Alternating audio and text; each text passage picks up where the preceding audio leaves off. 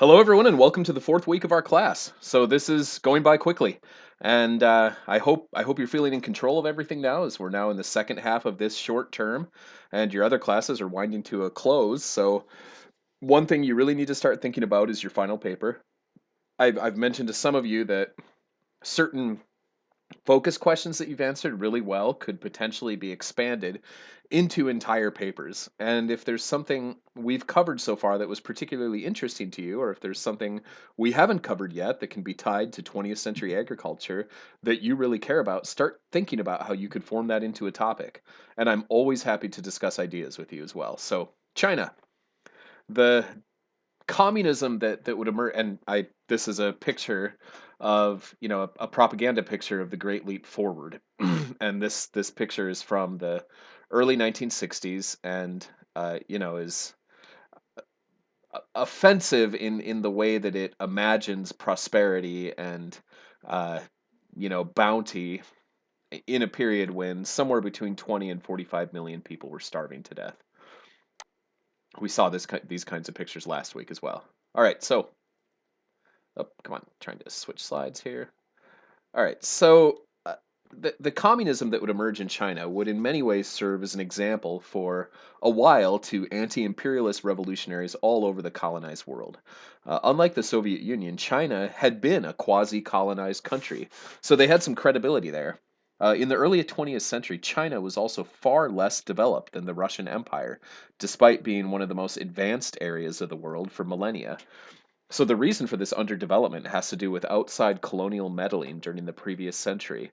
The 19th century was an all-around terrible century for so many Chinese people. In the 1830s, they went to war with the East India Company and by default, Great Britain in what was called the Opium War.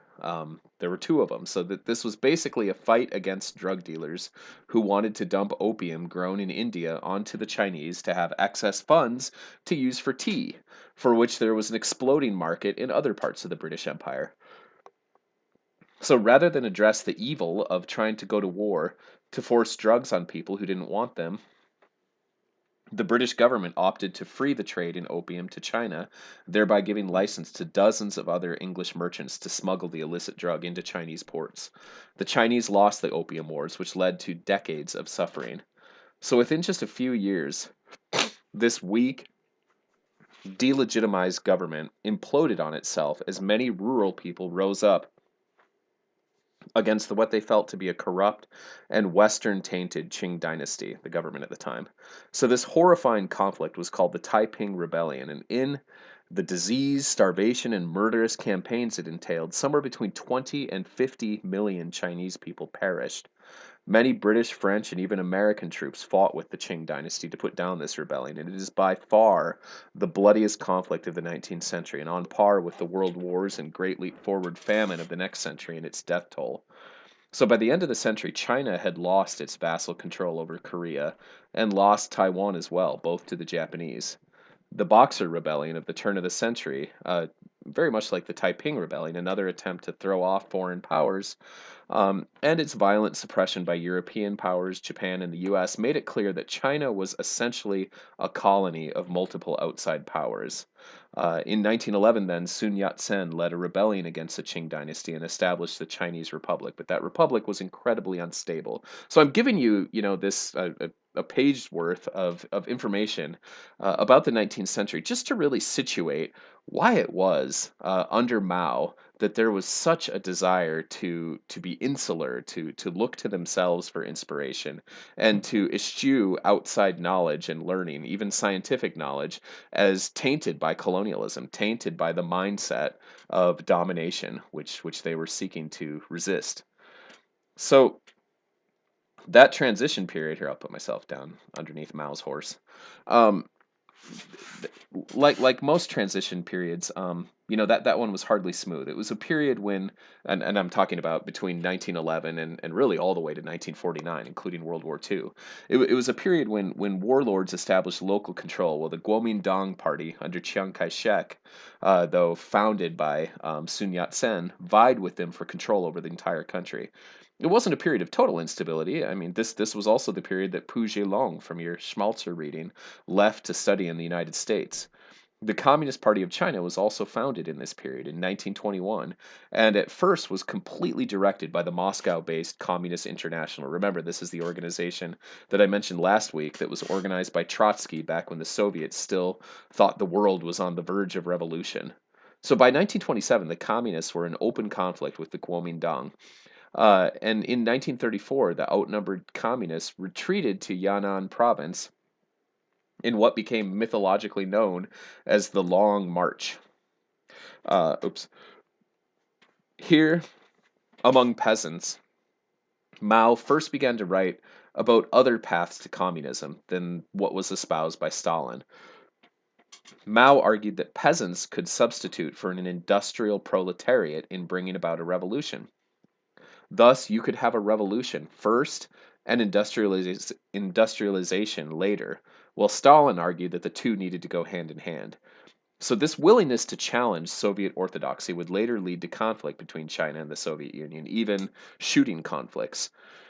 So, it was here, though, especially among the peasants, that Maoism really began to take root among people and to ideologically mature. So, your Schmalzer reading does a nice job describing its effects, specifically on agriculture. So while the Soviets openly disdained peasants, in Yan'an, Chinese communists came to realize that they were dependent on the peasants for their very existence.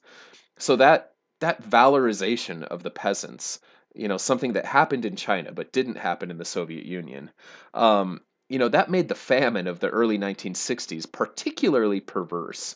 So during the Holodomor, Ukrainian peasants at least knew that the state hated them.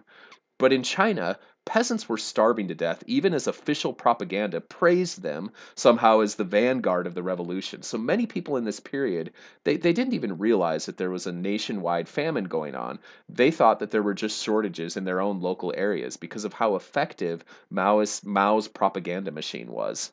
So Mao argued that, oops, I'll put myself next to this nationalist Chinese soldier. So Mao argued that peasants in colonized countries could also serve as a proletariat, not just industrial workers, as Stalin thought. And so much of Mao's theoretical work was occurring in this Yan'an period. And for the next 2 decades, his Communist Party would be in almost constant war. And this is key to just understanding the background of this reading, is China was a broken country when Mao began these campaigns meant to kickstart socialism and industrialization and development. So World War II began by some estimates with Japan's annexation of Manchuria in 1931. In 1937, though, Japanese forces launched the Second Sino-Japanese War with the goal of obtaining resources from people who they deemed to be racially inferior to themselves. Unfortunately, this was a very common ideology around the world at the time that, whatever your group of people are is probably better than some other group of people for whatever nonsense, fake science reasons. So, one of the most notorious acts of Japanese brutality occurred after taking the Chinese capital of Nanking. Roughly 700,000 Chinese civilians were murdered in what's been known, and I've got a footnote for this, uh, as the Rape of Nanking, to a great source on this. So, in 1940, the nationalists and communists agreed to a truce to fend off the existential threat posed by the Japanese. Nationalist forces were supplied by the US, often with substandard weapons like the pictured B 10 bomber. But, in fairness, the United States was fighting a war itself, too. So, the bulk of Japanese forces defeated during the war, though, were defeated by the Chinese. So, in total, roughly 15 to 20 million Chinese people perished during the Second World War. Shortly after the war, the communists and nationalists went back to fighting. The nationalists largely alienated themselves from ordinary Chinese people in this period, appearing corrupt and beholden to the wealthy. The communists were far more appealing and eventually won, declaring the People's Republic of China in 1949, at about the same time that People's Republics were springing up across Eastern Europe in areas occupied by the Soviets. So I'm giving all this background of just how horrible the 19th and 20th centuries were for Chinese people to try to set up why it was that so many people were willing to accept completely new and alien ideologies, even though, as Thaxton shows, there was low level resistance too. The conflicts didn't stop with independence either. When China became independent, it was immediately at war with the United States and Korea. Huge numbers of poorly equipped Chinese personnel stormed across the border with Korea, ultimately pushing back US and UN forces, but at a terrible human cost. Tensions with the Soviet Union quickly emerged too. Oops, sorry, I lost my place here. Here's my face again. All right, so after only a few years of communist rule, the Chinese party began its first campaign, the Hundred Flowers campaign, which mimicked laws in press censorship that were happening this same year across the communist world. So Mao briefly relieved his censorship of the media, basically telling people essentially that they could say whatever they wanted in the press. The reason this happened across the communist world in 1956 was twofold. On the one hand, many leaders genuinely believed that the people supported their communist governments. They had silenced the opposition, so there was really no one to tell them that they sucked. Um, a- and they thought that if they allowed people to speak their minds, what they said in support of the regime would be more positive than what propaganda apparatuses were producing. The other reason this occurred was that in 1956, Khrushchev, the new premier of the Soviet Union who replaced Stalin, had denounced him in a widely publicized, supposedly secret speech. It wasn't secret at all. Communists were beginning to agree that Stalin had gone too far, that he was too oppressive, and that communist parties needed to be open to other roads to communism than just what Stalin mandated. What's funny is that in 1956, across the communist world, leaders didn't like what people said when they were free to actually speak their minds. In Hungary, it led to a revolution. In China, it led to thousands of arrests and a tacit understanding that it's not worth it to oppose the government. Oops, I have a typo here.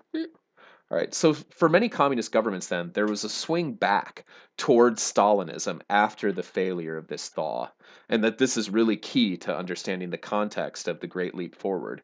So in North Vietnam and China, that meant an attempt to establish collective agriculture. Suddenly Stalin had been repudiated, and now people were moving back towards him, even though the guy's been dead for 5 years now. So what's ironic is that by 1958, when China's Great Leap Forward began, virtually all the communist governments of Eastern Europe had tried and either given up on collective agriculture or figured out compromises that would allow for some level of private enterprise. In northern Yugoslavia, the Republic of Slovenia is one extreme example. Private farms won the day, and collective agriculture basically didn't happen. Yet, in much of the developing world, there still wasn't total acceptance that Stalin had been an incompetent, moronic thug. In Egypt, for example, Nasser was working on the Aswan High Dam with the assumption that a big project like that would kickstart industrialization across the country. It's a perfect Stalinist idea. Chinese people certainly weren't immune to these kinds of developmentalist ideas either.